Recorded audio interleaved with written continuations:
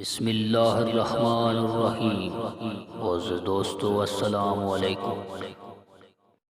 پیارے دوستو، آپ اس ویڈیو میں جان سکیں گے جانوروں اور پرندوں کی منظم آبادیاں، پرندوں کے بغیر بول چوک کے میلوں لمبی پروازیں، شاید کی مکھی کی مہارتیں، مکھڑی کا کمزور ترین جالا اور اس کی کارگری، چمٹی کا رہن سہن اور خوراک کا منظم طریقہ کار قرآن مجید فرقان حمید میں کس انداز سے بیان کیا گیا ہے اور جدید سائنس اس کے متعلق کیا بیان کرتی ہے، اور ان تمام کاموں کے پیچھے چھپی قوت اور قدرت کاملہ کو تسلیم کرنے میں کس قدر بے بس و مجبور ہے۔ اس تمام داستان کو جاننے کے لیے ویڈیو کو اینڈ تک ضرور دیکھیں۔ اگر آپ میرے چینل پر نئے ہیں تو چینل کو سبسکرائب کر لیں تاکہ آپ کو اس طرح کی انفارمیٹی ویڈیوز بر وقت ملتی رہیں۔ قرآن مجید فرقان حمید میں ارشاد باری تعالیٰ ہے، زمین میں چلنے والے کسی جانور اور ہوا میں پروں سے اڑنے والے کسی پرندے کو دیکھ لو، یہ سب تمہاری ہی طرح کے انواع ہیں اور ہم نے ان کی تقدیر کے نوشتے میں کوئی کسر نہیں چھوڑی،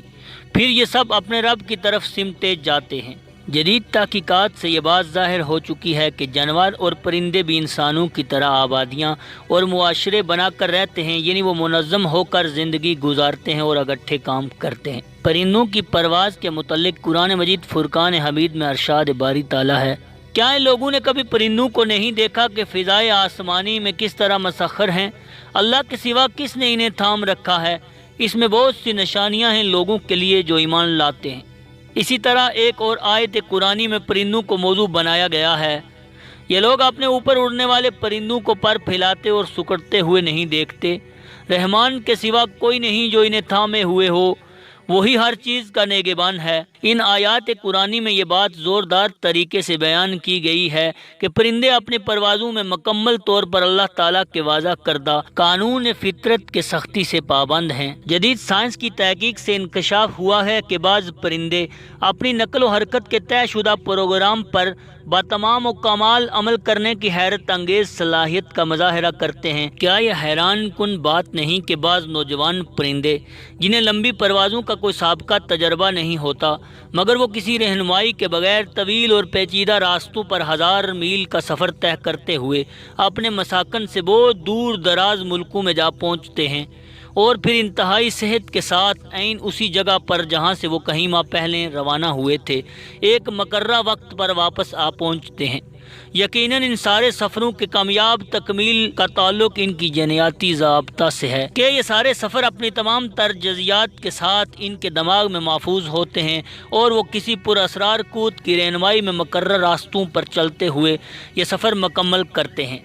روس اور دوسرے برفانی علاقوں سے سردیوں میں ہزاروں پرندے نقل مکانی کر کے پاکستان اور دوسرے گرم ممالک میں آتے ہیں، اور سائنسی آلات کی مدد سے معلوم کیا گیا ہے کہ یہ پرندے سردیاں گزارنے کے بعد جب واپس جاتے ہیں تو اپنے گھونسلوں سے چند میٹر کے دائرے کے اندر ہی اترتے ہیں۔ آخر وہ کون سی قوت ہے جو ان پرندوں کی رہنمائی کرتی ہے اور انتہائی صحت کے ساتھ اپنے سفر کے پروگرام کی تکمیل کرنے دیتی ہے؟ پروفیسر ڈاکٹر ہمبر اپنی کتاب پاور اینڈ فریگلٹی میں مٹن بارڈ نامی پرندے کی مثال دیتے ہیں جو بحر الکاہل کے خطے کا باسی ہے اور 8 کے ہندسے کی شکل میں 24,000 کلومیٹر سے زیادہ سفر طے کرتا ہے، اور وہ یہ سفر 6 ماہ میں مکمل کر کے زیادہ سے زیادہ معمول سے 1 ہفتہ تاخیر سے اپنے مقام روانگی پر واپس پہنچ جاتا ہے۔ یہ یقینی بات ہے کہ اتنے طویل اور پیچیدہ سفر کے لیے رہنمائی اور ہدایت کی تمام تر تفصیل اس کے اعصابی خلیات میں یقیناً پروگرام کی شکل میں محفوظ ہوگی۔ تو کیا اس میں ہمارے لیے کوئی غور و فکر کی بات اور سامان نہیں کہ آخر پرندے کے جسم میں پروگرام نصب کرنے والی کوئی قوت تو ہے؟ اسی طرح شاہد کی مکھی اور اس کی مہارت کے بارے میں قرآن مجید فرقان حمید میں ارشاد باری تعالیٰ ہے، اور دیکھو تمہارے رب نے شاہد کی مکھی پر یہ بات وہی کر دی کہ پہاڑوں میں اور درختوں میں اور چڑھائی ہوئی بلوں میں اپنے چھتے بنا اور ہر طرح کے پھلوں کا رس چوسے اور اپنے رب کی ہموار کی ہوئی راہوں پر چلتی رہے۔ اس مکھی کے اندر سے رنگ برنگ کا ایک شربت نکلتا ہے جس میں شفا ہے، لوگوں کے لیے یقیناً اس میں بھی ایک نشانی ہے، ان لوگوں کے لیے جو غور و فکر کرتے ہیں۔ نامور محقق وان نے 1973 میں شاہد کی مکھی کے طرز زندگی اور نظام گفتگو پر اپنی تحقیق پر نوبل پرائز حاصل کیا۔ شاہد کی مکھی کوئی نیا باغ یا پھلوں کا مجموعہ دریافت کرنے کے بعد اپنے چھتے پر واپس جاتی ہے اور ساتھی مکھیوں کو اس کے صحیح مقام اور راستے کی مکمل نشاندہی کرتی ہے، جسے شاہد کی مکھی کا رقص بھی کہا جاتا ہے، کیونکہ وہ اس دوران جسمانی حرکات و سکنات سے سب کچھ سمجھاتی ہے۔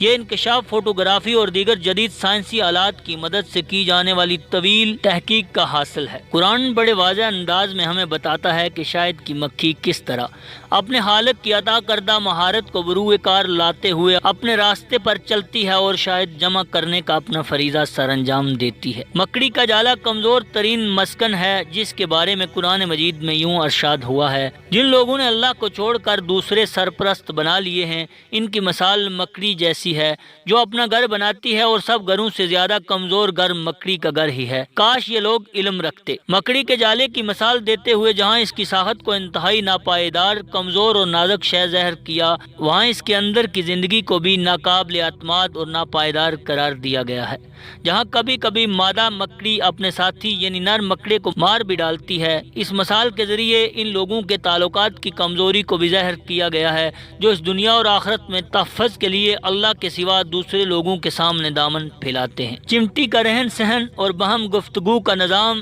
کس طرح قرآن مجید فرقان حمید میں بیان کیا گیا ہے۔ حضرت سلیمان علیہ السلام کے لیے جنوں اور انسانوں اور پرندوں کے لشکر جمع کیے گئے تھے